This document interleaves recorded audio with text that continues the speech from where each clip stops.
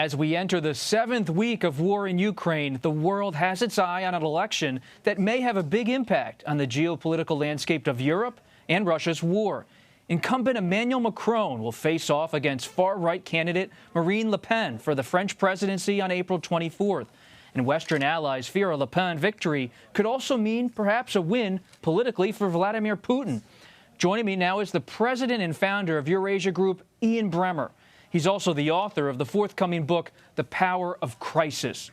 Ian, welcome. Why is Le Pen such a force still in French politics? Is this about lingering nationalism in France, or is it all a reaction to Macron's government? Macron didn't bother to campaign until a couple of weeks before the first round. He thought it was a layup. It turned out to be more competitive than that. He is seen now as a representative of the establishment. And of course, inflation is high. The economy is not doing so well. Establishment figures don't do so well. Remember, when he ran the first time, he started his own new party. Young guy was from the outside. Now he doesn't have that benefit anymore. And meanwhile, no one was paying attention to Le Pen. So she kind of won second place by default. Again, you're right in the way you introduced this, that this is, if she were to win, and I'm very skeptical, we can talk about why, this is Putin's single biggest opportunity to actually drive a spike into what has been a very unified NATO and transatlantic response to the Russian invasion of Ukraine thus far. To follow up on that, Ian, you believe when you say it would drive a spike into the dynamics in Europe, would it upset how the EU and NATO are able to both approach France and Russia?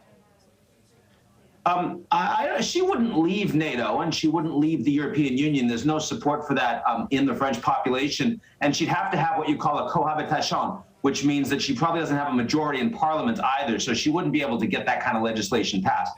But it's pretty clear. She's already said that the French would not provide any more military support for Ukraine, so that would be done. That also provides cover for other countries that are leaning away from a more assertive pro-Ukrainian stance. I'm thinking Hungary in particular.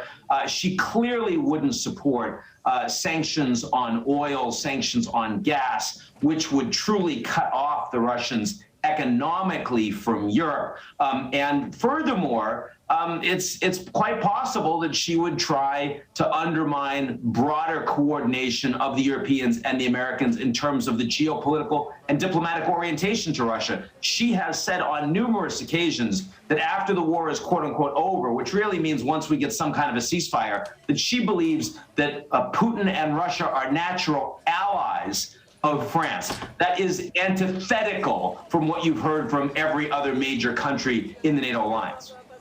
What about that future landscape geopolitically? Step beyond France for a moment. When you look at the rest of Europe, when you look at the rest of the world, how has the crisis in Ukraine altered the flickers of authoritarianism and nationalism that are out there worldwide? Well, clearly what it has done is created a mission for NATO that had been adrift increasingly over the past decade or two. I mean, this is in Europe. This is an existential crisis of democracy, and it has made the Europeans recognize they need to focus on common defense, they need to spend a lot more, and they need a strong Europe. They need a strong NATO. They need to be aligned with the United States. And that is all about democracy. But you didn't just ask about NATO. You also asked about the rest of the world. And the poorer countries in the world, whether they're democratic or authoritarian, are not particularly aligned with the rich, advanced industrial nations on Russia. They certainly don't support sanctions. And most of them don't support even the more symbolic issues, like even kicking the Russians off of the Human Rights Council at the United Nations. So we can't say that there's anything remotely like an international community on this issue.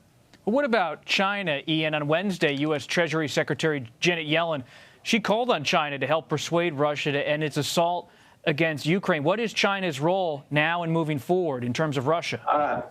You'll remember on February 4th, at the beginning of the Beijing Olympics, Putin and Xi Jinping standing shoulder to shoulder, announcing that they had a friendship globally without limits. And the Chinese actually supported Russia's security concerns in Europe. It's the first time the Chinese have ever made a statement about that, something that wasn't remotely of their direct interest. And it's because the Chinese see themselves as very aligned with the Russian worldview. They think that the United States and NATO are trying to contain Russia in the same way that they see the United States and an Indo-Pacific strategy, the AUKUS Defense Pact, the Quad, as trying to contain China in Asia. So there is a great deal of diplomatic alignment between China and Russia. The Chinese media coverage has been overwhelmingly pro-Russia in terms of the way the war is talked about domestically inside China.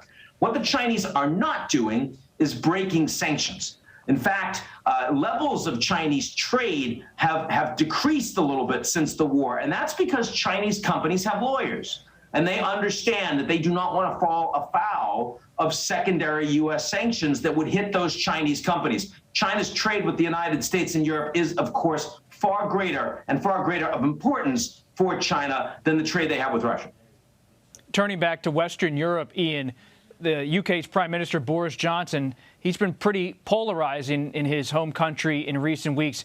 How has Russia's military assault on Ukraine changed his standing politically in the UK, if at all?